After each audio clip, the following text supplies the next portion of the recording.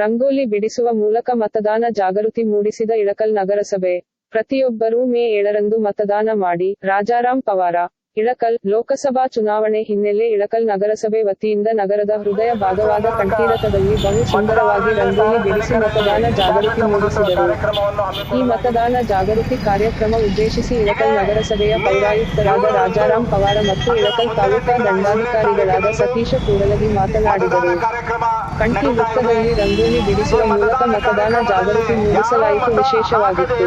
ಮತದಾನ ಜಾಗೃತಿ ಕಾರ್ಯಕ್ರಮದಲ್ಲಿ ನಗರಸಭೆ ಕಂದಾಯ ಅಧಿಕಾರಿ ಪರಶುರಾಮ ನಾರಾಯಣಿ, ಹಿರಿಯ ಆರೋಗ್ಯ ನಿರೀಕ್ಷಕ ಮನೋಹರ ದೊಡ್ಡಮನಿ, ಬಸವರಾಜ ಪಾಟೀಲ, ಹಿರಿಯ ಅಭಿಯಂತರರು, ಬಡೇಸಾಬ ಸಮುದಾಯ ಸಂಘಟನಾ ಅಧಿಕಾರಿ, ಹುಣಸಿಗಿಡದ ಕಂದಾಯ ನಿರೀಕ್ಷಕರು, Ayyanagouda accountant, Sharanappa Koppal account superintendent ಇನ್ನಿತರ ಅಧಿಕಾರಿಗಳು ಮತ್ತು ಸಿಬ್ಬಂದಿ ವರ್ಗದವರು ಉಪಸ್ಥಿತರಿದ್ದರು. ದೇಶದ ಐಕ್ಯತೆ ಮತ್ತು ದೇಶದ ಬದ್ಧತೆಗೆ ತಾವು ಭದ್ರ ಬುನಾದಿಯನ್ನ ಹಾಕಬೇಕು ಅಂತ ತಮ್ಮೆಲ್ಲರಲ್ಲಿಯೂ ನಾವು ಹೃತ್ಪೂರ್ವಕವಾಗಿ ಮತ್ತು ಹೃದಯಪೂರ್ವಕವಾಗಿ ಕಳಕಳಿಯಿಂದ ವಿನಂತಿ ಮಾಡ್ಕೋತಾ ಇದ್ದೇನೆ. ಈ ಕುರಿತು ಸಾಕಷ್ಟು ಕಾರ್ಯಕ್ರಮಗಳನ್ನು ನಾವು ಪ್ರತಿ ದಿವಸ ಹಮ್ಮಿಕೋತಾ ಇದ್ದೇವೆ.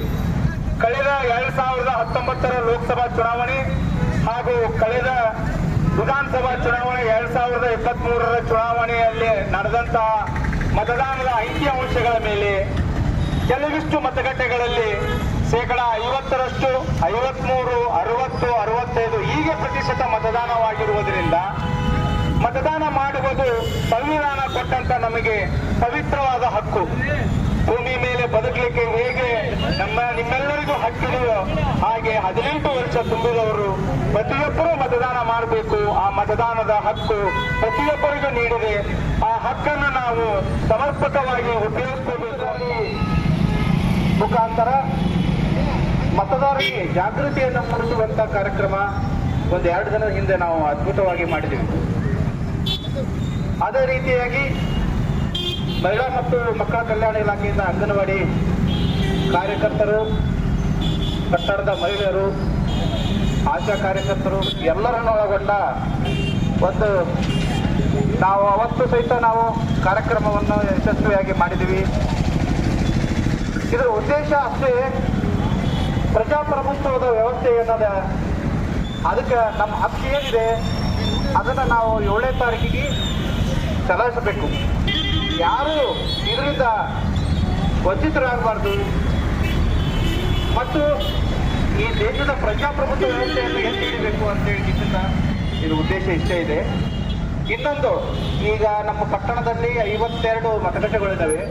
ಅದರಲ್ಲಿ ಅತ್ಯಂತ ಕಡಿಮೆ ಮತದಾನ ಮಾಡಿದಂಥ ಶೇಕಡವಾರು ನಾವು ಅದನ್ನು ಬೇರೆನೇ ಪಟ್ಟಿ ಮಾಡ್ಕೊಂಡಿದ್ದೀವಿ. ಅಲ್ಲಿ ಎಲ್ಲ ಜನರನ್ನ ಮತದಾರರನ್ನು ಒಂದುಗೂಡಿಸಿ ಒಂದು ಕಾರ್ಯಕ್ರಮಗಳನ್ನು, ಇದೇ ಸ್ವೀಪ್ ಕಾರ್ಯಕ್ರಮಗಳನ್ನು ನಾವು ಆಯೋಜನೆ ಮಾಡ್ತಾ ಇದ್ದೀವಿ. ಸಾಯಂಕಾಲ ಸಹಿತ ಕ್ಯಾಂಡಲ್ ಬೆಳಗುವ ಮುಖಾಂತರ ಅದು ಕಾರ್ಯಕ್ರಮ ನಾವು ಮಾಡ್ತಾ ಇದ್ದೀವಿ. ಈ ಸಾಕಷ್ಟು ನಗರಸಭೆ ವತಿಯಿಂದ ಈ ಕಾರ್ಯಕ್ರಮಗಳು ಆಗ್ತಾ ಇದ್ದಾವೆ.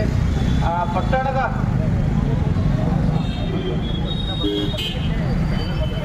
156, 59 ಮತ್ತು 55 ಈ ಮತಗಟ್ಟೆಗಳಲ್ಲಿ ನಾವು ಹೆಚ್ಚಿನ ಮತ್ತು ಇನ್ನೂ ಅನೇಕ ಕಾರ್ಯಕ್ರಮಗಳನ್ನು ಆಯೋಜಿಸಿ ನಾವು ಅವರಿಗೆ ಮತದಾರರಿಗೆ ಜಾಗೃತಿ ಮೂಡಿಸುವಂಥ ಕೆಲಸ ನಾವು ಮಾಡ್ತಿದ್ವಿ.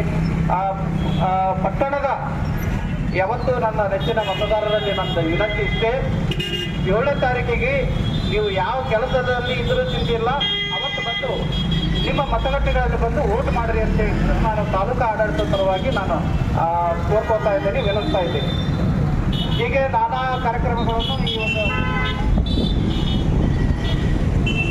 ಮತ್ತು ಉದ್ಯೋಗದಲ್ಲಿ ಸರ್ಕಾರಿ ಕೆಲಸದಲ್ಲಿ ಬೇರೆ ಬೇರೆ ಉದ್ಯೋಗದಲ್ಲಿ ಇದ್ದಂಥವರು ಸಹಿತ ಚುನಾವಣಾ ಆಯೋಗ ಅವತ್ತು ರಜೆ ಘೋಷಣೆ ಮಾಡಿದೆ. ಹೀಗಾಗಿ ಎಲ್ಲರೂ ತಮ್ಮ ಮತಗಟ್ಟೆಗಳಿಗೆ ತೆರಳಿ ಮತದಾನ ಮಾಡಿ ಪ್ರಜಾಪ್ರಭುತ್ವದ ವ್ಯವಸ್ಥೆಯನ್ನು ಎತ್ತಿ ಹಿಡಿಬೇಕಂತ ಹೇಳಿದ್ರಿಂದ ನಾನು ವಿನಂತಿಸುತ್ತಾ ಈ ಕಾರ್ಯಕ್ರಮದಲ್ಲಿ ಎಲ್ಲ ಭಾಗಿಯಾಗಿ ಎಲ್ಲರೂ ಭಾಗಿಯಾಗೋಸ್ಕರ ಅನೇಕ ಕಾರ್ಯಕ್ರಮಗಳನ್ನು ಹಮ್ಮಿಕೊಂಡಿದ್ದಾರೆ. ಆ ಕಾರ್ಯಕ್ರಮ ಯಶಸ್ವಿಯಾಗಬೇಕಂದ್ರೆ ನಾವು ಪ್ರತಿಯೊಬ್ಬರು ಮೇ 7 ಚಲಾಯಿಸಿ ನಮ್ಮ ಪ್ರಜಾಪ್ರಭುತ್ವ ವ್ಯವಸ್ಥೆಯನ್ನು ಭದ್ರಪಡಿಸಬೇಕು ಅಂತ ನಾನು ಕೇಳ್ಕೊಳ್ತಾ ಇದ್ದೀನಿ. ಅದಕ್ಕೋಸ್ಕರ ತಾವೆಲ್ಲರೂ 7ನೇ ತಾರೀಕಿನ ಎಂಥ ಕಾರ್ಯಕ್ರಮಗಳು ತಮಗೆಲ್ಲರೂ ವೈಯಕ್ತಿಕವಾದಂಥ ಕಾರ್ಯಗಳಿದ್ದರೂ ಕೂಡ ಅದನ್ನು ಬದಿಗೊತ್ತಿ ನಮ್ಮ ಪ್ರಜಾಪ್ರಭುತ್ವದ ಭದ್ರ ಬುನಾದಿಯನ್ನು ಹಾಕಿ ಉತ್ತಮವಾದ